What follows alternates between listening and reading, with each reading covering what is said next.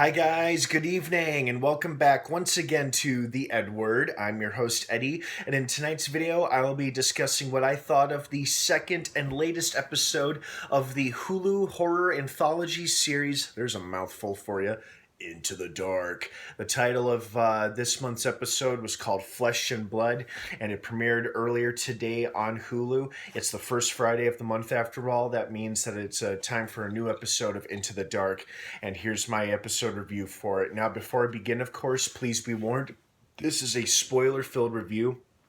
So if you have not seen Into the Dark, Flesh and Blood yet, do not keep watching or listening, as I will be discussing key story points and plot details and, of course, spoilers. So again, if you have not seen it yet and you want to watch it, do not keep listening to this video. If you have seen it like I have, please keep watching and listening. Okay, spoilers starting from here on out, starting now. Really enjoyed it. I really enjoyed this episode. I think I might have even enjoyed this episode slightly more than I did the series premiere last month, which was called The Body, about the hitman dragging a corpse through the streets of LA during a Halloween night. People think it's a costume. You know, it was a good opening. It was a good series opening, but this episode really, I feel like, it took like a dark family drama and conflict with a splash of horror and oh my god to it, and we got Into the Dark, Flesh and Blood. You know, it was a very small cast, but everybody did a great job, especially our two leads. I have their names written down here. The actress Diana Silvers, she did a great job. I thought she did a really good job capturing someone who was torn, like she was suffering from a serious condition that was keeping her from leaving the house, and yet she had to overcome it in order to save her own life, to save herself from her serial killer father. Spoiler alert! Played by Dermot Mulroney. I hope I'm saying that name right.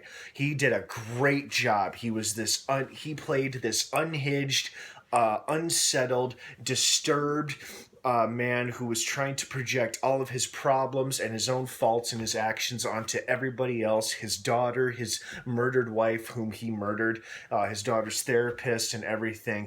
And it was just, I don't know. It was just he just played the role so well. He did such a great job, and his character met such a fitting end. What a great demise, you know, to be burned alive after, you know, murdering so many innocent girls and his own wife.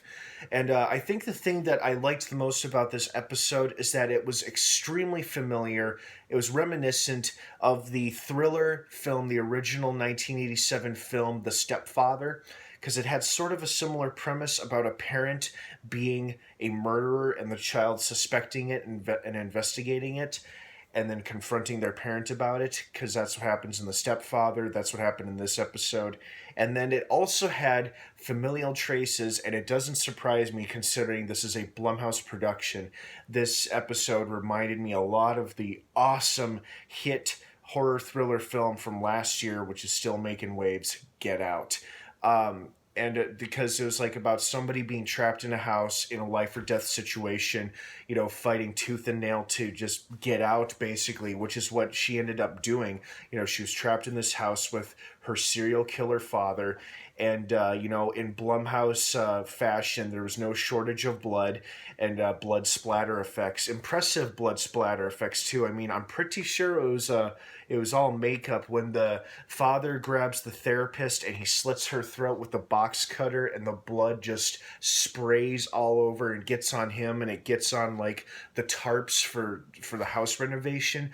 I'm pretty sure none of that was CGI, and it was just blood practical effects, which was very impressive, very cool. You know, it was cool to see them. You know, I'm sure they used CGI in a few shots. Excuse me. Ooh, excuse me. Excuse me. My apologies.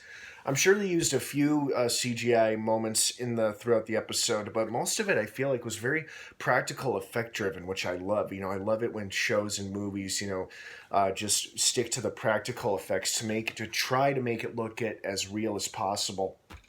And then that they end up delivering. So I thought it was very enjoyable. This episode was very suspenseful. It had an awesome premise.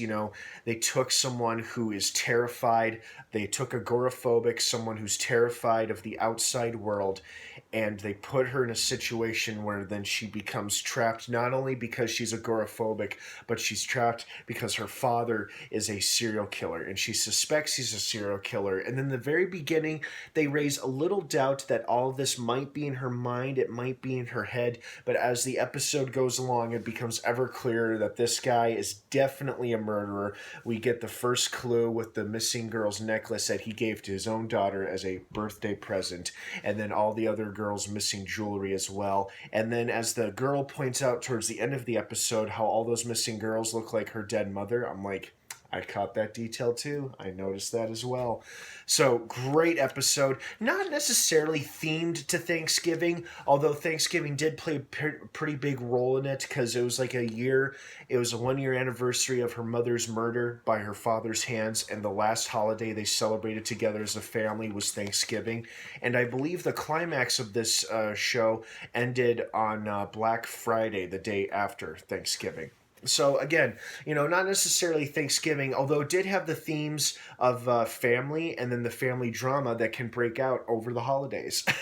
And they had just had a horror twist on it, and I really enjoyed it. I thoroughly enjoyed this episode, as I hope you guys did as well. And during the trailers, they showed us a quick sneak peek or teaser for next month's episode, which looks quite promising as well. So make sure you subscribe to this channel for more episode reviews for this show, Into the Dark, with new episodes premiering the first Friday of every month for the remaining year and into 2019. You don't want to miss it. It's been fun so far. Thank you so much for watching. Have a great rest of the night and a great weekend if I don't see you again. And of course, until next time, may the Force be with you.